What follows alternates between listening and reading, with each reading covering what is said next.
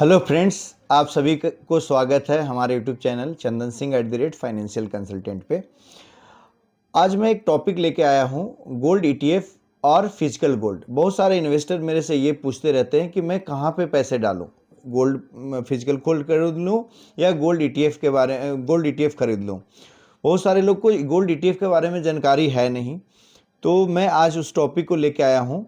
आप इस वीडियो को अंत तक देखना सो दैट कि आपको फिजिकल गोल्ड लेना है कि गोल्ड ईटीएफ लेना है। बाद में आप डिसाइड कर लेना, जो भी आपको अच्छा लगे आप उसको खरीद लेना। चलिए जानते हैं गोल्ड ईटीएफ और फिजिकल गोल्ड के बारे में। गोल्ड ईटीएफ क्या होता है? गोल्ड ईटीएफ एक प्रकार का इन्वेस्टमेंट है जो गोल्ड के प्राइस को ट्रैक करता है और ये स्टॉक एक्सचेंज पे ट्रेड भी होता है और इसको खरीदा और बेचा जा सकता है। ये तो हुआ गोल्ड ईटीएफ के बारे में। इसके की फीचर्स के बारे में जानते हैं कि क्या क्या इसके फीचर्स है। पहला, track gold price. Gold ETF का वैल्यू गोल्ड के करेंट प्राइस को दर्शाता है कि अभी उसकी क्या प्राइस चल रही है, उसके बारे में ये बताता है। दूसरा है ट्रेडेड ऑन स्टॉक एक्सचेंज। ये स्टॉक एक्सचेंज पे ट्रेड होता है। ये स्टॉक के जैसा खरीदा या बेचा जा सकता है। No physical gold required. इसमें क्या होता है कि इन्वेस्टर फिजिकल गोल्ड के जैसा स्टोर करने की ज़रूरत नहीं है, ये कि कहीं अपना खरीदे और उसको रख लिए।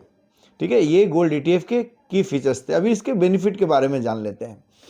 इसका बेनिफिट है कि लिक्विडिटी। पहला मतलब आप इसको जब चाहोगे आपका पैसे को निकाल सकते हो। ये इजी टू बाई और सेल होता है। अभी आपने खरीद लिया तो तुरंत खरीदा जाएगा, बेच दिया तो अभी आपने बेचा, अगले दिन आपके पास बटन दबाते ही अगले दिन आपके पास पैसे आ जाएंगे।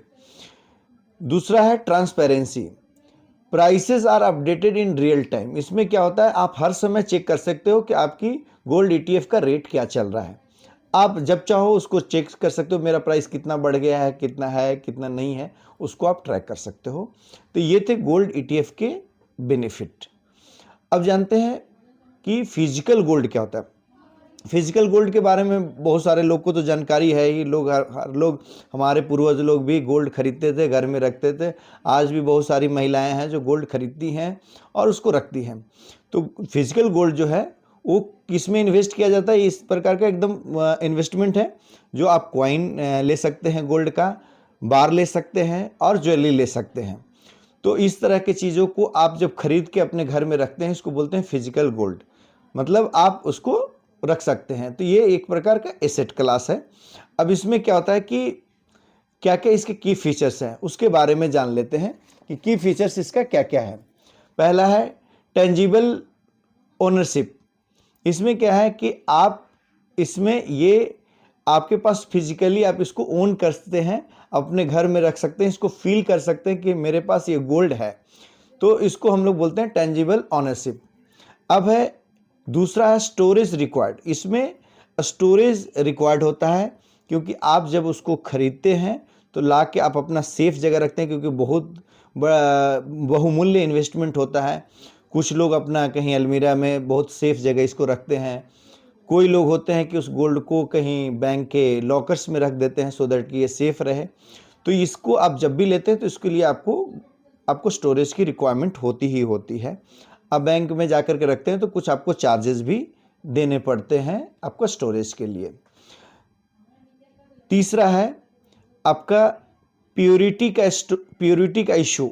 इसमें क्या होता है कि प्योरिटी के बारे में बड़ा दिक्कत आती है। आप हर आदमी बड़ा आइडेंटिफाई नहीं कर सकता है कि गोल्ड मेरा शुद्ध है कि अच्छा है कि खराब है। दुकान वाले आपको सेल कर देते हैं, जो बताते हैं आप मार्का के साथ ले आते हैं।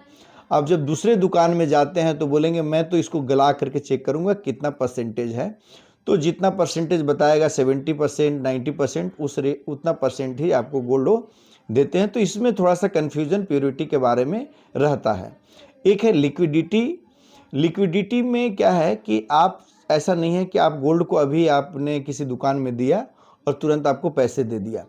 वो गोल्ड के प्राइस पे तुरंत से पैसे नहीं दे देंगे। अगर गोल्ड के बदले गोल्ड लेते हैं तो आपको एक्सचेंज बहुत आसानी से कर देगा। लेकिन आप जैसे ही सेल करते हैं तो क्या करेगा, आपका जो मेकिंग चार्ज है, मेकिंग चार्ज जनरली 12 से लेकर के 25% तक होता है और डिपेंड करता है ज्वेलरी का कैसा उसका डिज़ाइन है, उस पर डिपेंड करता है। तो आपको उसमें उतना परसेंट वो काट लेगा। तो जब आपको देखेंगे कि मेरा गोल्ड का प्राइस कुछ अमाउंट है उसमें से माइनस हो गया, तो आपको एक्चुअल वैल्यू मिलेगा नहीं और तुरंत जा करके उसको इनकैश कर नहीं सकते। तो ये था इसके की फीचर्स। अब एडवांटेज क्या है? एडवांटेज इसका है कल्चरल एंड ट्रेडिशनल एडवांटेज है इसमें। इसमें जो बंदा फिजिकल गोल्ड लेता है, जैसे ज्वेलरी लिया या कुछ भी लिया, चेन लिया, जो कुछ भी लिया, वो उसके को सोशल स्टेटस बनता है। उसमें समाज में लोग देखते हैं कि इसके पास गोल्ड है, अरे कितना अमीर आदमी होगा। तो इस तरह की चीज़ें को वो देख करके ये सोशल स्टेटस उसकी होती है। दूसरा ये एक होता है इन्फ्लेशन को हेज करता है। अब महंगाई बढ़ते जाती है तो क्या होता है, इसका प्राइस बढ़ते रहता है, तो क्या होता है कि आपका इन्फ्लेशन जो होता है, महंगाई दर, इसमें थोड़ा छिप जाता है। तो इसमें इन्वेस्ट करने से क्या होता है कि आपका इन्फ्लेशन हेज हो जाता है। तीसरा है पोटेंशियल अप्रिसिएशन। तो इसमें हमेशा आप गोल्ड का प्राइस देखे होंगे कि जनरली बढ़ता ही रहता है। तो आपको कुछ 10 साल 15 साल बाद आपको अच्छा अप्रिसिएशन मिल जाएगा इसमें, जो भी आप लोग फिजिकल गोल्ड रखते हैं। अब इसके फ़ायदे के बारे में तो जान लिया, अब जानते हैं इसके डिसएडवांटेज के बारे में कि इसका डिसएडवांटेज क्या है। पहला है स्टोरेज कॉस्ट। आप जैसे ही इसको लेते हैं तो ये बहुमूल्य चीज़ होता है, आप आसानी से कहीं भी तो रख नहीं सकते। तो जनरली मैक्सिमम लोग क्या करते हैं, उसको बैंक के लॉकर में रखते हैं। तो उसका कुछ न कुछ चार्ज होता है लॉकर का, आपको जो ईयरली बेस पे देना पड़ता है। तो ये इसका एक डिसएडवांटेज है कि आपको रखना पड़ेगा, स्टोरेज के लिए पैसे पे करना पड़ेगा। नहीं तो आप अगर घर में रहते हैं तो ये हमेशा आपको रिस्क में, टेंशन में रहेंगे कि कोई मेरा गोल्ड को चोरी कर लेगा, कोई ले जाएगा, ये हमेशा आपको टेंशन बनी रहेगी। दूसरा है प्योरिटी रिस्क। हमेशा प्योरिटी का रिस्क रहेगा ही रहेगा। जैसे मैंने अभी थोड़ी देर पहले बताया कि आप जब से भी गोल्ड लेंगे आपको लगेगा कि इस दुकान पे लेंगे तो 90% बताएगा, कहीं और जाएंगे तो 70 बताएगा, कोई 75 बताएगा। इवन दो मार्का होने के बाद भी मैंने ये चीज़ फील किया है। तो प्योरिटी का रिस्क तो रहता है। अब उसके बाद है रीसेल चैलेंजेस।